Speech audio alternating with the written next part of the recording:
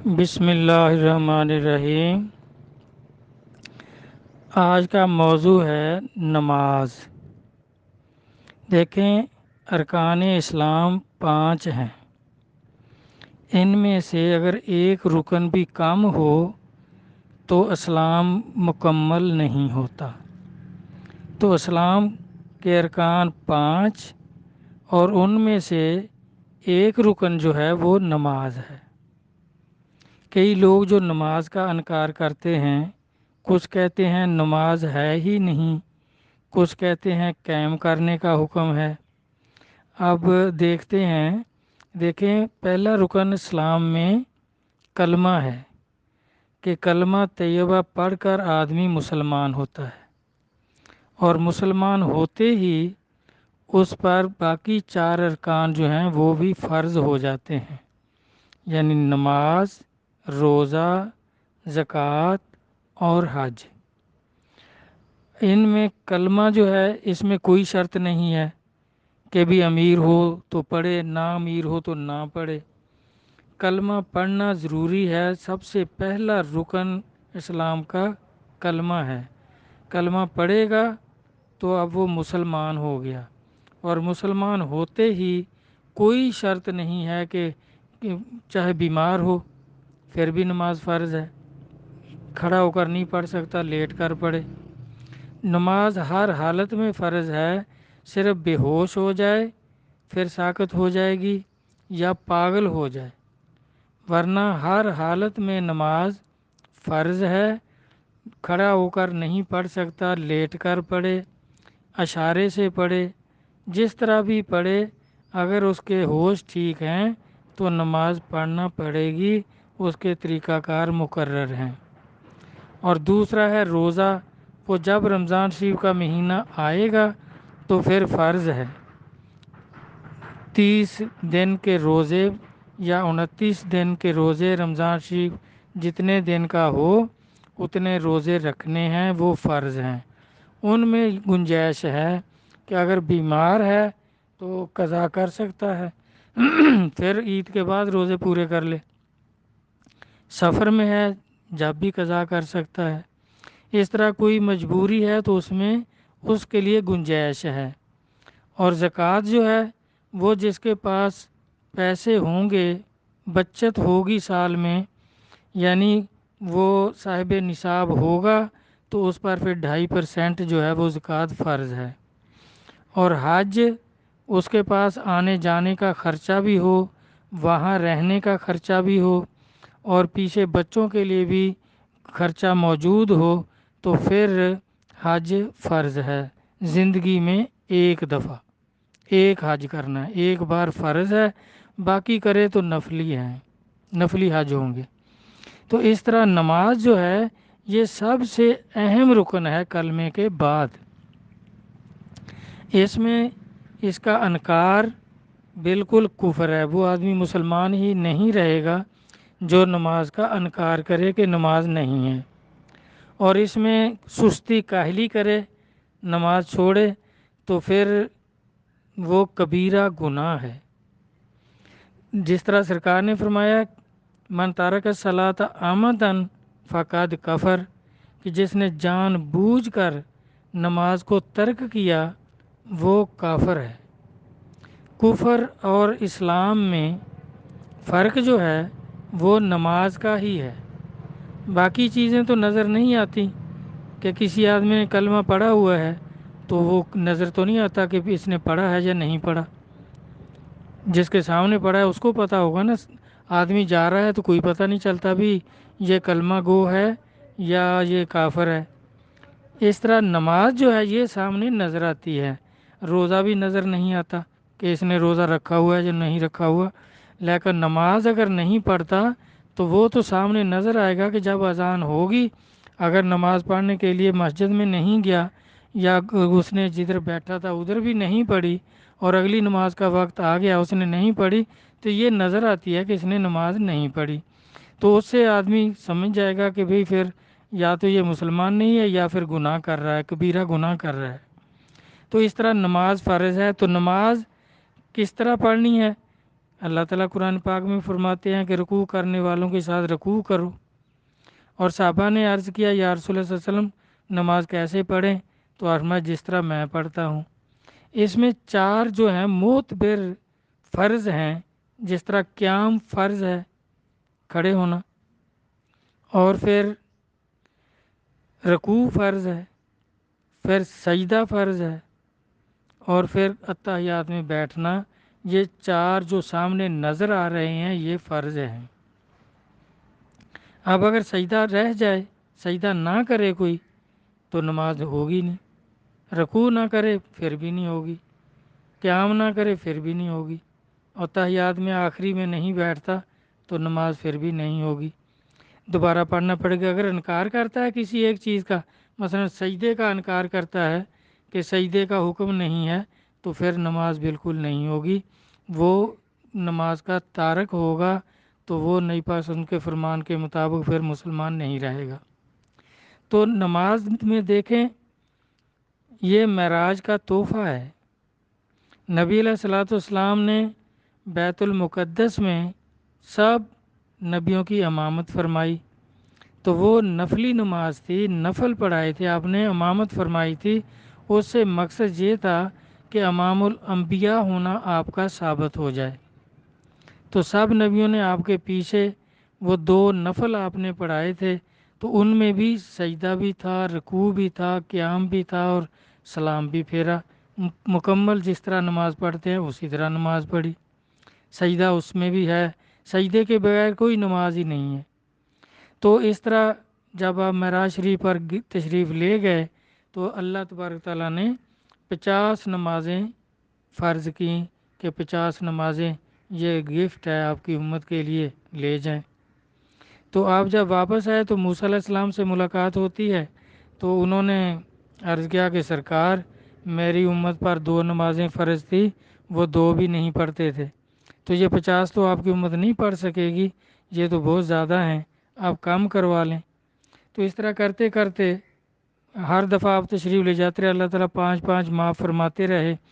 احادیث مبارکہ جدھر سے بھی پڑھ لیں معراج کا واقعہ، تو پھر 5 رہ گئیں، تو اللہ تعالیٰ آپ کی امت جو ہے وہ 5 نمازیں پڑھے گی، لیکن ثواب جو ہے وہ میں 50 کا ہی دوں گا، اجر جو ہے وہ 50 کا ہی دوں گا، لیکن نماز جو پڑھنا ہے یہ ثواب کے لیے نہیں ہے کہ ثواب کے لیے پڑھنی ہے، نہیں پڑھی تو نہ صحیح نہ ثواب ہوگا، ایسا نہیں ہے، یہ نفل نہیں ہے، یہ اسلام کا رکن ہے۔ اگر نماز نہیں پڑھتا یا انکار کرتا ہے تو وہ مسلمان ہی نہیں ہے۔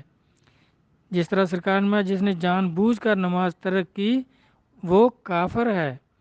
تو یہ نیکی کے لیے تو نفل پڑھے جاتے ہیں ثواب کے لیے، نماز تو اسلام کا رکن ہے، اس کا اسلام مکمل نہیں ہوگا اگر ایک رکن کا انکار کرتا ہے تو وہ مسلمان ہی شمار نہیں ہوگا۔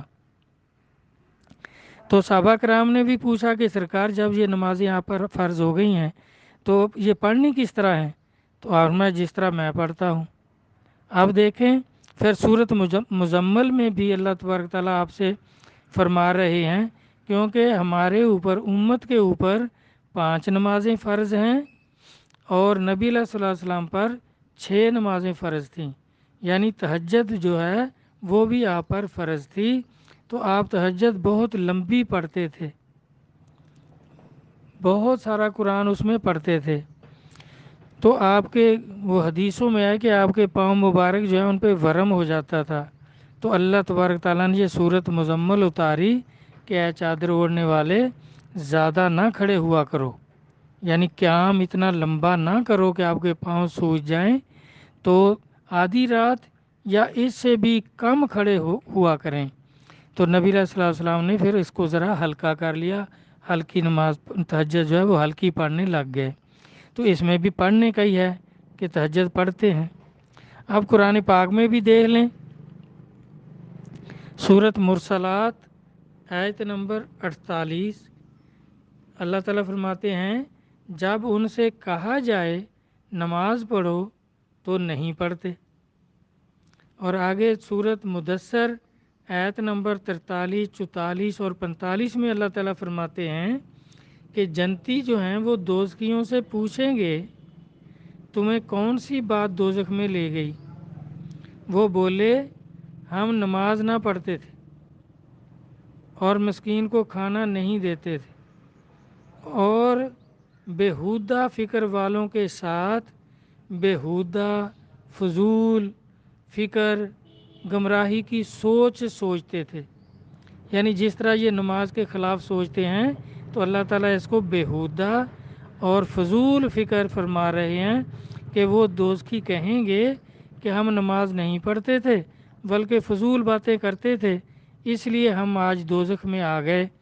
تو اس طرح میرا بھائی، اور پھر سورت کوثر میں بھی دیکھیں اللہ تعالیٰ فرما رہے ہیں، اپنے محبوب کو مخاطب کر کے فرما رہے ہیں کہ انا آتینا کل کوثر، کہ ہم نے حوض کوثر آپ کو عطا فرما دیا. فصلی لربے کا وانحر، اب آپ کیا کریں کہ اتنا حوض کوثر کا انعام تو فرما دیا، تو آپ کیا کریں؟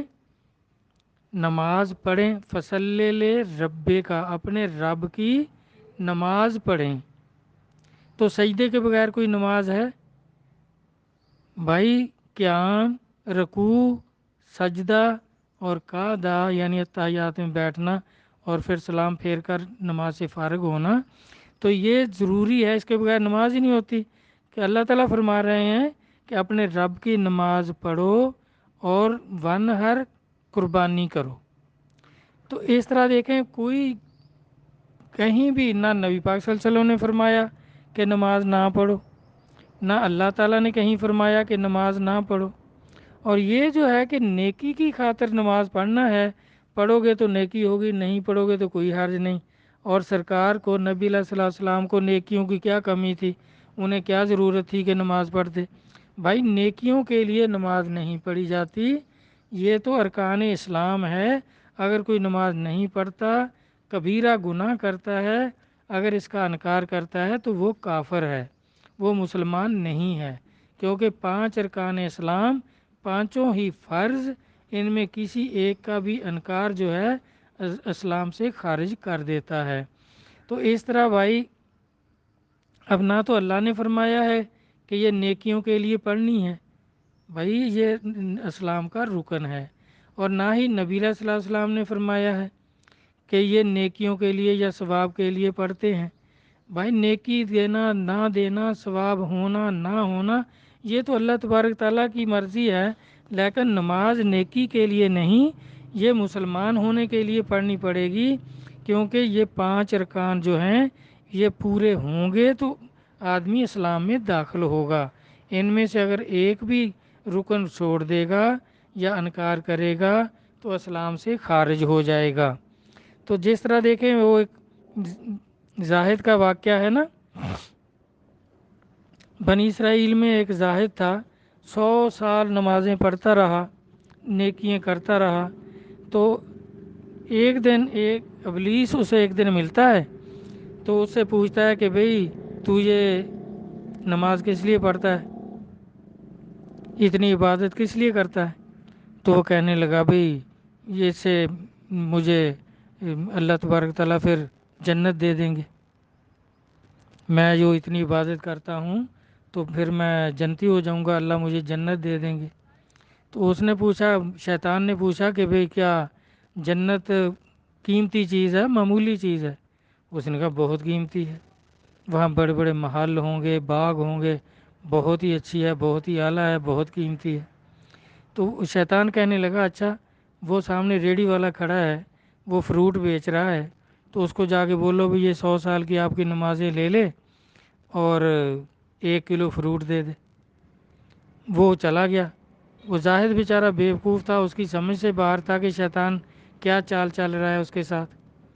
اس نے جا کے بولا بھی میں نے 100 سال عبادت کی ہے، بڑی خالص عبادت کی ہے، تو ایسے کر وہ میری عبادت لے لے اور 1 کلو جو ہے نا یہ پھل جو ہے تیرے پاس یہ مجھے دے دے.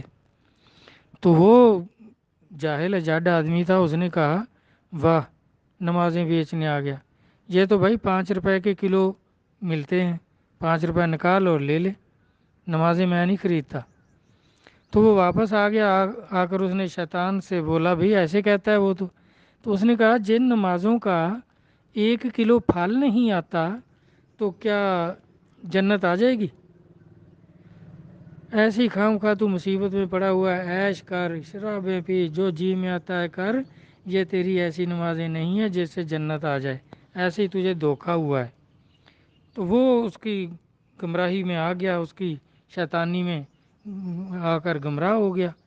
وہ پھر جو جی میں آئے کرے، بالکل نماز کے قریب نہیں جائے، عبادت کچھ بھی نہ کرے۔ تو ایک بزرگ ان کو ملنے آتے تھے کچھ عرصے کے بعد، تو جب وہ تشریف لائے انہوں نے آ کر لوگوں سے پوچھا کہ بھئی یہاں ایک جو زاہد صاحب رہتے تھے وہ کدھر ہیں؟ تو انہوں نے کہا جی وہ تو شراب خانے میں گیا ہوگا، وہاں شراب پیتا ہے، بس طرح طرح کی گمراہی ہے، تو تھوڑی دیر کے بعد آئے گا، اس کے آنے کا ٹائم ہو گیا ہے۔ تو آپ بیٹھ گئے۔ جب وہ آیا تو آپ نے پوچھا بھئی یہ کیا بات ہوئی؟ اچھا بھلا تو نیکی کے کام کرتا تھا، اللہ کے راستے پہ چلتا تھا، زاہد تھا، عبادت گزار تھا، یہ تجھے کیا ہو گیا؟ اس نے کہا جی ایک بزرگ آیا تھا تو اس نے مجھے اس کا سارا بھید کھول دیا کہ جس کا 1 کلو فروٹ نہیں آتا، پھل نہیں آتا، تو جنت کیسے آ جائے گی؟ وہ سمجھ گئے، وہ اللہ کے ولی تھے، وہ بزرگ سمجھ گئے کہ اس کو تو شیطان مل گیا ہے اور اس نے اس کو گمراہ کر دیا ہے۔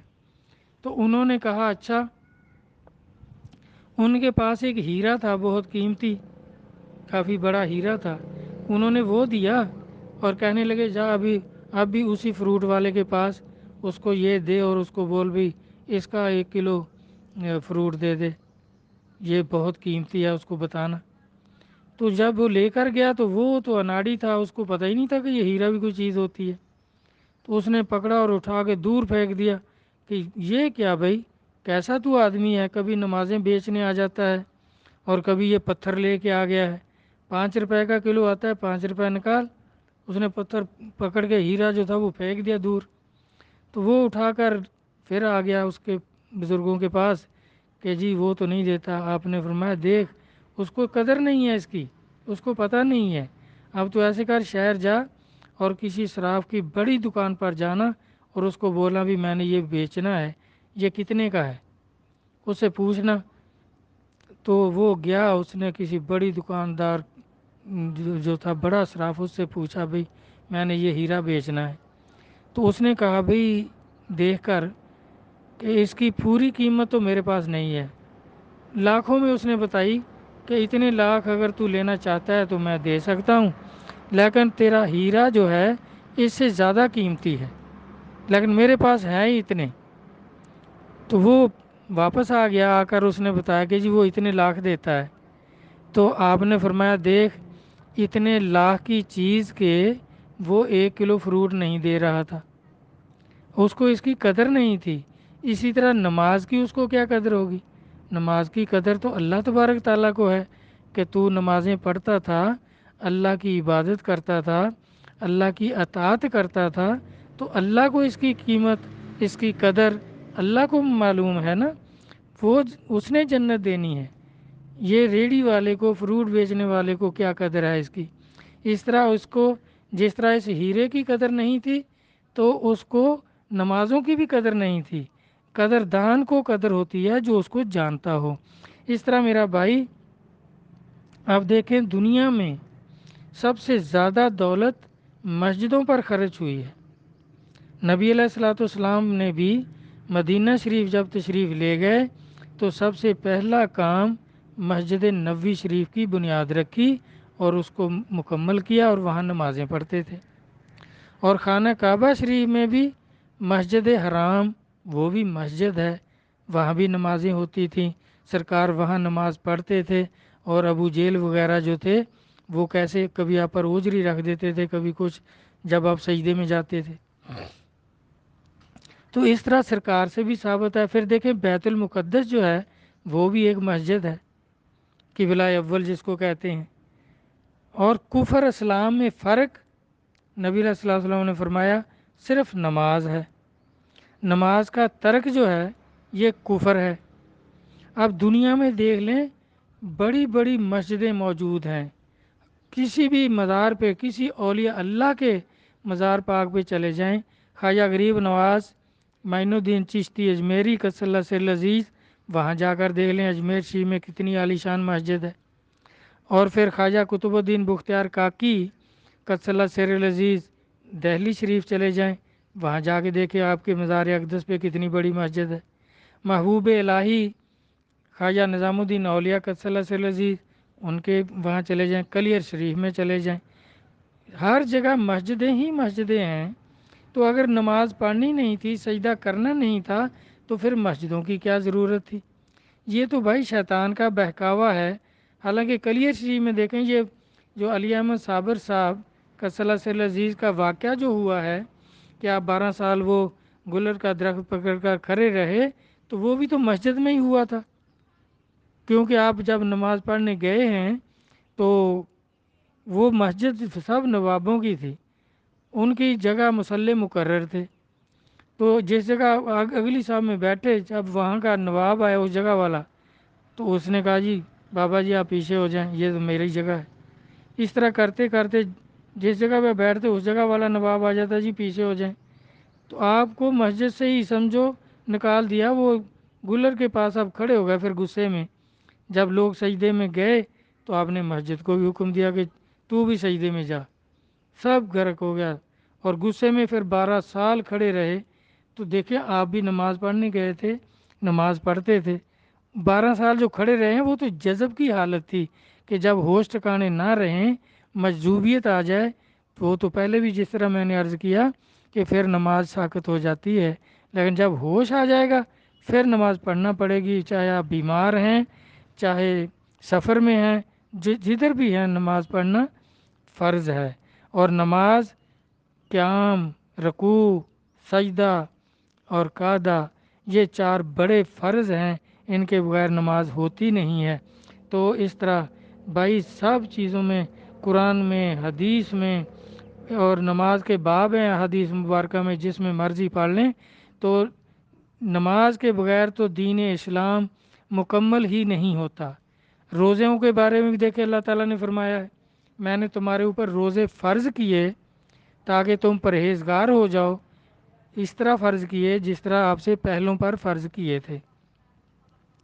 اب وہ بھی پرہیزگار ہونے کے لیے رکھے ہیں روزے، نیکی کے لیے نہیں کہ آپ کو نیکیاں ہوں گی، اگر نہیں رکھو گے تو نیکیاں نہیں ہوں گی، ایسا نہیں ہے۔ یہ فرض جو ہیں یہ اسلام کے ارکان ہیں، نماز، روزہ اور یہ 5 ارکان اسلام، ان میں اگر ایک رکن کی بھی کمی یا کوئی انکار کرے گا تو وہ اسلام سے خارج ہو جائے گا۔ اللہ تبارک تعالیٰ ارکان اسلام کی دین کی سمجھ عطا فرمائیں۔ نبی صلی اللہ علیہ وسلم کا فرمان پاک ہے کہ جس کے دین کی بھلائی اللہ تبارک تعالیٰ چاہتے ہیں اس کو دین کی سمجھ عطا کرتے ہیں۔ ہمارے سب بھائیوں کو، سب صوفیوں کو، سب پیارے بھائیوں کو، سب مسلمان بھائیوں کو اللہ تبارک تعالیٰ دین کی سمجھ عطا کریں، دین کی سمجھ عطا فرمائیں، ان پہ کرم اور رحمت فرمائیں۔ ماشاءاللہ۔ اللہ حافظ۔